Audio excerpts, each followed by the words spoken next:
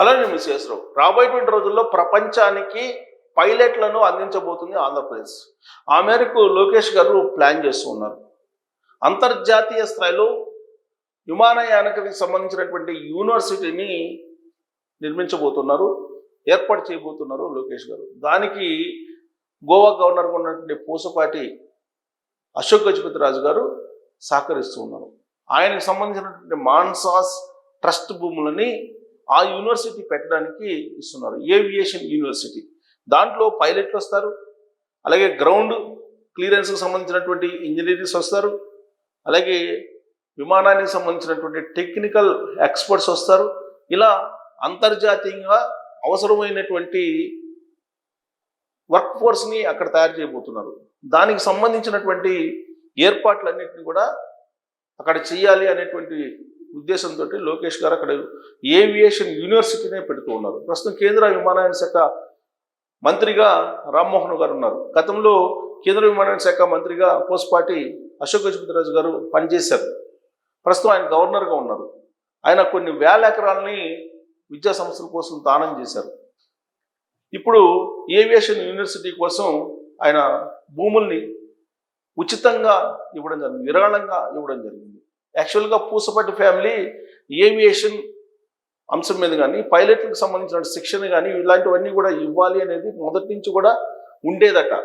అందుకే ఇప్పుడు ఆ ఏవియేషన్ యూనివర్సిటీకి భూములను ఇవ్వడానికి ముందుకు వచ్చారు. భోగాపురం ఎయిర్పోర్ట్ 2026 కల్లా అయిపోతుంది. దానికి అనుసంధానంగా ఏవియేషన్ యూనివర్సిటీని నిర్మించడం ద్వారా పైలట్ల కొరత తీర్చాలి అనేటువంటి ఆలోచన చేస్తూ ఉన్నారు. ఇప్పటి వరకు భారతదేశంలో ఎక్కడ కూడా అంతర్జాతీయ స్థాయిలో ఏవియేషన్ యూనివర్సిటీ లేదు.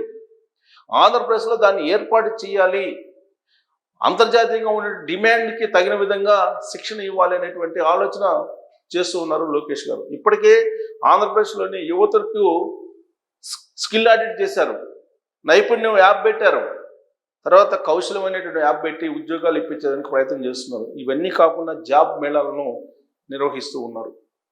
20 లక్షల ఉద్యోగాలు కాదు, హై ఎండ్లో ఉండేటువంటి వాళ్ళతో పాటు అసలు 10th తోటి డ్రాప్ అయినటువంటి వాళ్ళకు కూడా తగిన ఉద్యోగం ఇప్పించేలాగా లోకేష్ గారు ప్లాన్ చేస్తున్నారు. అందుకే స్కిల్ ఆడిట్ చేశారు. స్కిల్ ఆడిట్ అనేది మొత్తం దేశవ్యాప్తంగా కూడా ఎక్కడ లేనటువంటి ప్రక్రియ.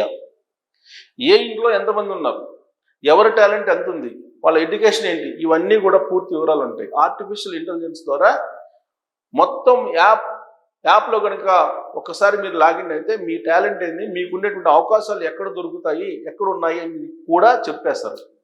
పైగా దానికి తగ్గట్టు కౌశలమైనటువంటి యాప్ని దాన్ని క్రియేట్ చేస్తారు. దాంట్లో మీరు ఎప్పుడైనా సరే ఎగ్జామ్ రాయొచ్చు. ఆ ఎగ్జామ్ రాసి ఆ ఎగ్జామ్ ద్వారా మీ స్కిల్ కనుక అప్ టు మార్క్ ఉంటే ఇమీడియట్గా జాబ్ ఇప్పించేలాగా ఏర్పాట్లు కూడా చేశారు. ఇది కేంద్ర ప్రభుత్వం పథకం కౌశలం అనేది. దాన్ని ఇమీడియట్గా అందిపుచ్చుకొని రాష్ట్ర ప్రభుత్వం అక్కడ అమలు చేస్తూ ఉంది. సో నైపుణ్యం యాప్ అనేది పెట్టారు. సో ఇవన్నీ కూడా యువతని ఉపాధి మార్గం వైపు, యువతని ఉద్యోగాల వైపు కదిలించేటువంటి ప్రయత్నం. చంద్రబాబు నాయుడు గారు ఏం చెప్తున్నారు, ఉద్యోగాల కోసం కాదు, మీరే 10 మందికి ఉద్యోగం ఇప్పించేలాగా తయారవ్వండి అని చెప్పి పిలుపునిస్తూ ఉన్నారు. అందుకే ప్రతి ఇంటిలో ఒక పారిశ్రామికవేత్త ఉండాలని చెప్పి చంద్రబాబు నాయుడు గారు కలలు కంటూ ఉన్నారు. ప్రతి ఇంట్లో ఒక ఆర్టిఫిషియల్ ఇంటెలిజెన్స్కి సంబంధించిన ఇంజనీర్ ఉండాలి అని ఆయన లక్ష్యంగా పెట్టుకున్నారు. 2047 విజన్ ప్రకారం ఆంధ్రప్రదేశ్ భారతదేశంలోనే కాదు ప్రపంచంలో నెంబర్ 1 ఉండాలి అనేది ఆయన లక్ష్యం. ఆ దిశగా విద్యా వ్యవస్థను మార్పులు చేస్తూ వస్తున్నారు లోకేష్ గారు. దాంట్లో భాగంగా ఏవియేషన్ యూనివర్సిటీ అనేది ఒక పెద్ద స్టెప్. ఆకాశమే హద్దుగా ఆయన విద్యా వ్యవస్థను ముందుకు తీసుకెళ్తూ ఉన్నారు. స్పేస్ టెక్నాలజీ, ఏరోస్పేస్, స్పేస్ టెక్నాలజీకి సంబంధించినటువంటిది పెడుతూ ఉన్నారు. అలాగే డిఫెన్స్, ఇప్పుడు ఏవియేషన్ యూనివర్సిటీ. ఈ ఏవియేషన్ యూనివర్సిటీలోనే డిఫెన్సు, ఏరోస్పేసు, తర్వాత పైలట్కి సంబంధించిన శిక్షణ ఇవన్నీ ఉంటాయి. రాబోయేటువంటి రోజుల్లో రోడ్డు మార్గంలో ప్రయాణం చేసేటువంటి వాళ్ళ సంఖ్య తగ్గిపోతూ ఉంటుంది, ఆకాశ మార్గాన్ని ప్రయాణించేటువంటి వాళ్ళ సంఖ్య పెరుగుతూ ఉంది. ఆ డిమాండ్ అండ్ సప్లైకి సంబంధించి మొత్తం క్యాల్కులేట్ చేసిన తర్వాత ఆంధ్రప్రదేశ్ యువతని పైలట్లుగా శిక్షణ ఇచ్చి విదేశాలకు కూడా పైలట్ల కొరత తీర్చేటువంటి ప్రయత్నం లోకేష్ గారు చేస్తున్నారు. అందులో భాగంగానే అంతర్జాతీయంగా ఎక్కడెక్కడ ఎలాంటి కోర్సులు ఉన్నాయి అనేది మొత్తం తెలుసుకొని అధ్యయనం చేసిన తర్వాత ఈ విశాఖలో ఏర్పాటు చేయబోయేటువంటి ఏవియేషన్ యూనివర్సిటీలో కోర్సులని ప్రవేశపెట్టాలనేటువంటి ఆలోచన చేస్తూ ఉన్నారు. దాంట్లో భాగంగా పూసపాటి ఇచ్చినటువంటి సహకారం, ఆయన భూ విరాళం అనేది ఒక పెద్ద స్టెప్. దానికి సంబంధించినటువంటి న్యూస్ చూద్దాం ఒకసారి. ఇది పూసపాటి దానంలో మేటి 1000 కోట్ల విలువైనటువంటి భూమి దానం. 1000 కోట్ల విలువైనటువంటి భూమిని ఇచ్చేశారు. ఇప్పుడున్నటువంటి పాలకులు చాలామంది, గతంలో ఉన్న పాలకులు కానీ ఇప్పుడున్నటువంటి పాలకుల్లో కానీ చాలామంది ప్రజాధనాన్ని దోచుకోవడం, ప్రజల యొక్క ఆస్తుల్ని దోచుకోవడం, ఇలాంటివన్నీ చేస్తున్నటువంటి క్రమంలో మనం చూస్తున్నాం. కానీ పూసపాటి ముందుకొచ్చి 1000 కోట్ల విలువైనటువంటి భూమిని ఏవియేషన్ యూనివర్సిటీ కోసం ఇచ్చారు అంటే ఇవాళకి కూడా ప్రజా శ్రేయస్సు కోసం, ప్రజల కోసం, పేదల కోసం ఇప్పటికి కూడా చిత్తశుద్ధిగా పనిచేసేటువంటి లీడర్లు ఉన్నారు అనేది మనకు ఒక నిదర్శనం. ఇది ఏవియేషన్ ఎడ్యూసిటీకి 136 ఎకరాలు ఇచ్చారు. మాన్సా ట్రస్ట్ తరఫున అందించిన పూసపాటి రాజవంశం. రాజులు లేరు, రాజ్యాలు లేవు, కానీ విజయనగరం పూసపాటి రాజవంశీయులు ప్రజల గుండెల్లో చిరస్థాయిగా నిలిచిపోయే కార్యక్రమాలు చేపడుతున్నారు. ఇప్పటికే విద్యా సంస్థలు, ప్రభుత్వ కార్యాలయాలు ప్రజల కోసం వేల కోట్ల ఆస్తులను వదులుకున్నారు. ఇప్పుడు సుమారు 1000 కోట్ల విలువైన భూమిని భావితరాల భవిష్యత్తుకు ఏవియేషన్ ఎడ్యూసిటీ కోసం దానం చేశారు. విశాఖపట్నం జిల్లా భీముల మండలం అన్నవరం వద్ద మాన్సా ట్రస్ట్కు చెందిన 136.63 ఎకరాలను ఏవియేషన్ ప్రాజెక్టుకు ఇచ్చేందుకు ముందుకు వచ్చారు. భోగాపురంలో అంతర్జాతీయ ఎయిర్పోర్ట్ నిర్మాణం దాదాపు పూర్తయిన సంగతి తెలిసిందే. ఈ నేపథ్యంలో పౌర విమానయాన రంగంలో ఉపాధి అవకాశాలు కల్పించేందుకు వీలుగా ప్రపంచంలో విమానయానానికి సంబంధించిన యూనివర్సిటీ బ్రాంచ్లను ఒక చోటకు తెచ్చేందుకు ఏపీ మంత్రి నారా లోకేష్ సంకల్పించారు.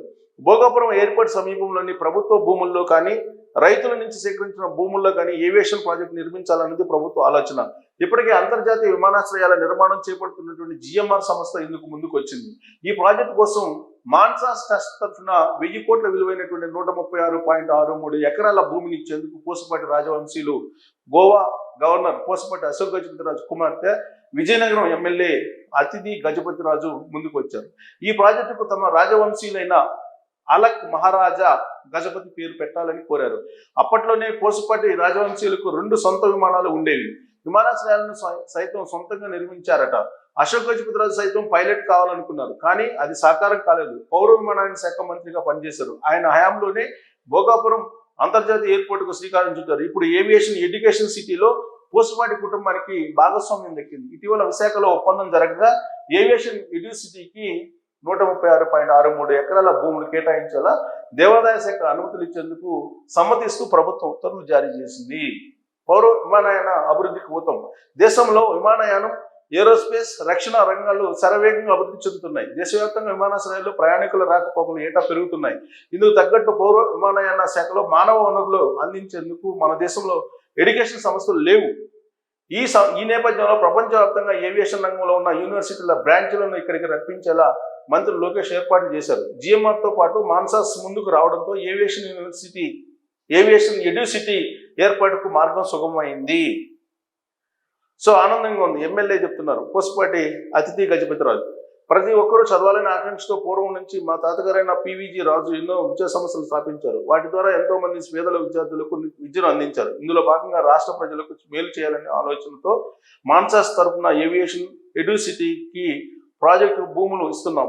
మా పూర్వీకులకు విమానయానంపై ప్రత్యేక శ్రద్ధ ఉంది. మా తాత అలక్నంద మహారాజా గజపతి పేరుతో ఈ ప్రాజెక్టు ఏర్పాటు అవుతుండడం ఒక శుభపరిణామం. ప్రజల శ్రేయస్సు పూసపాటి వంశీయుల లక్ష్యం అని చెప్పి ఆవిడ చెప్తున్నారు. సో మంచి ఉద్దేశంతో, సదుద్దేశంతో 1000 కోట్ల విలువైనటువంటి భూములు 136 ఎకరాల భూమిని ఇచ్చారు పూసపాటి గారు.